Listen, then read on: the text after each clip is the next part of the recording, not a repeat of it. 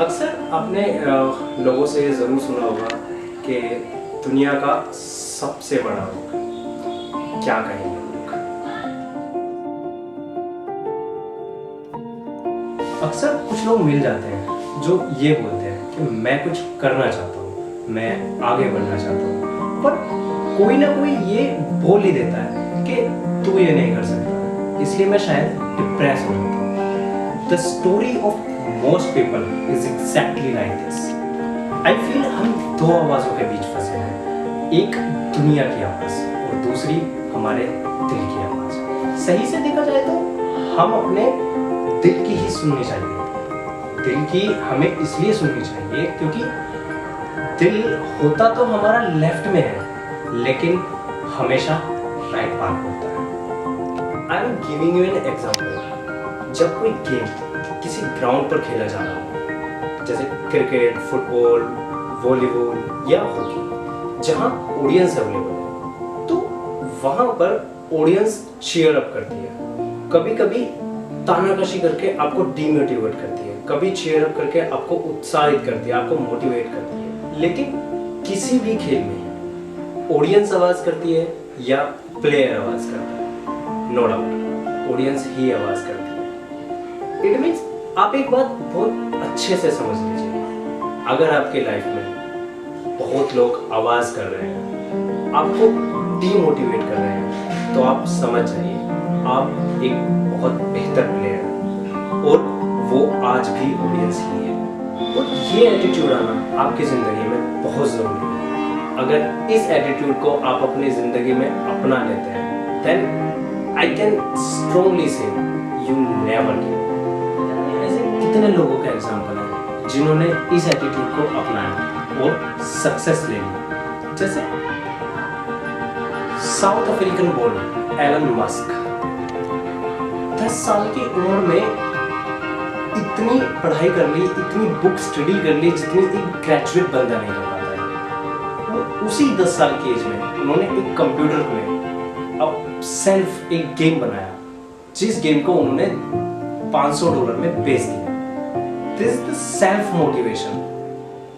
इन्होंने अपनी जिंदगी में बहुत ज्यादा फेलियर्स देखे, लेकिन इनका एक एटीट्यूड, नेवर गिव अप वाला एटीट्यूड, वो इन्होंने कभी नहीं गिरने दिया। 1995 में Zip2 नाम की एक कंपनी इन्होंने खुद से शुरू की। कुछ अपना पैसा लगाया, कुछ फादर से उन्होंने पैसा लिया और फिर बाद में उन्हें फंडिंग मिलनी शुरू हुई।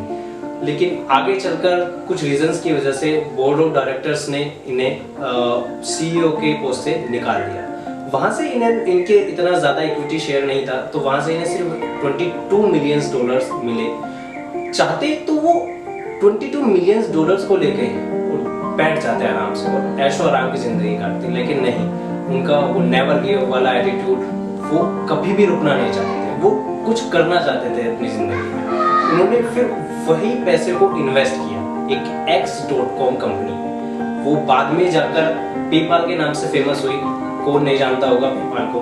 एक मनी ट्रांजैक्शन एक ऐप है, उस ऐप में इन्होंने इतने फेमस हो गए, इतना ऊपर लेवल पे उस कंपनी को लेके चले गए कि उसमें इनका शेयर $165 मिलियन हो चुका था। लेकिन उस टाइम भी कुछ रीजंस की वजह से इन्हें उस पोस्ट से भी निकाल दिया गया। सो अगेन इनको फेलियर देखना पड़ा। पेपाल से निकाले जाने के बाद इन्होंने अपना एक विजन बनाया जो था मंगल ग्रह पर जाने का विजन। वो अपने देश से रशिया गए, रशिया जाकर उन्होंने अपना प्रोजेक्ट दिखाया, लेकिन उस प्रोजेक्ट को उनका ठुकरा दिया। वो वापस आए, वापस आकर उन्होंने सेल्फ स्टडी करी, रॉकेट साइंस सीखा, इंटरनेट के जरिए और किताबों के जरिए खुद से सेल्फ स्टडी करके इन्होंने स्पेस एक्स नाम से इन्होंने एक कंपनी बनाई। उस कंपनी में इन्होंने सबसे पहले लो कॉस्ट में एक ऐसा रॉकेट बनाना जो रीयूजेबल हो, जो ऑर्बिट पे जा सके और वहां पर जाने के बाद वापस आ सके, ताकि एक कॉमर्शियल वे एक्टिवेट किया जा सके, ताकि लोग दुनिया धरती से, पृथ्वी से मंगल ग्रह पे जा सके। उन्होंने वो करके भी दिखाया। बहुत सारे फेलियर्स उन्होंने देखे जब पहली बार उन्होंने अपना रॉकेट तैयार किया। पहली बार जब रॉकेट तैयार किया तो उस रॉकेट को स्टार्टिंग में ही जैसे स्टार्ट किया तो वो इंजन के फटने की वजह से उनका वो पहला मिशन फेल हुआ, लेकिन उन्होंने हार नहीं मानी। वो ही सेम नेवर गिव अप वाला उनका एटीट्यूड, उन्होंने फिर से दोबारा अपना रॉकेट बनाया। वो स्पेस तो गया लेकिन मंगल ग्रह पर नहीं पहुंच पाया क्योंकि ऑफ रूट हो गया था।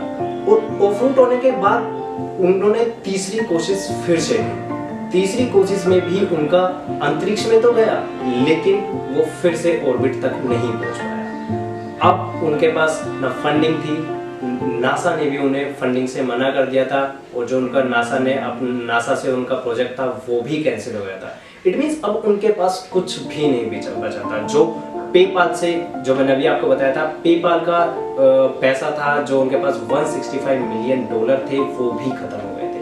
अब उन्होंने अपना घर बेचकर, अपनी सारी संपत्ति बेचकर, सारा पैसा लगा दिया, खुद एक रेंटेड हाउस में रहे, और सारा पैसा लगा के उन्होंने फिर से एक अनाउंसमेंट किया कि मैं चौथा एक्सपेरिमेंट फिर कुछ महीनों में करने वाला हूं।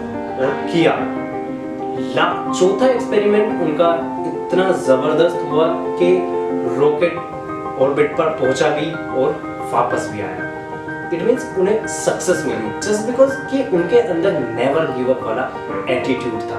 सो इस एटीट्यूड को अपनाने के बाद ही उन्होंने अपने हर एक काम को, हर एक अपने सक्सेस को पा लिया। सो वो यहीं पर नहीं रुके, वो और भी बहुत कुछ करना चाहते थे। मैं आपको यहाँ एक बात जरूर बताता चलो, युग में, एक दशक में, या कह सकते हो एक सदी में ऐसे 2-4 इंसान ही धरती पर होते हैं। ये यहीं पर नहीं रुके, इन्होंने कहा मैं पृथ्वी के लिए बहुत कुछ करना चाहता हूँ। सो पहले सोलर ऊर्जा का, स्पेसएक्स में सोलर ऊर्जा का भी यूज किया गया।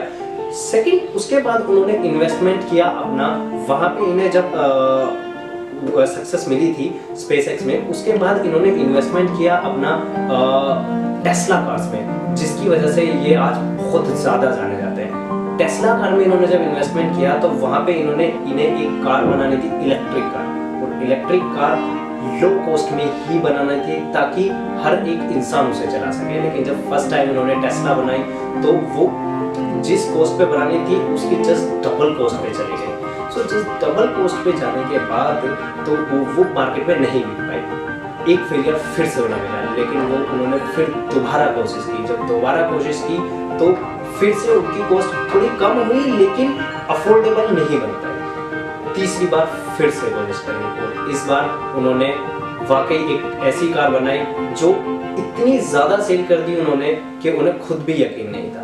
और अभी आने वाले टाइम में उनका ये मानना है कि हर जगह, इनफैक्ट इंडिया में भी वो एक लो बजटेड कार लेके आएंगे।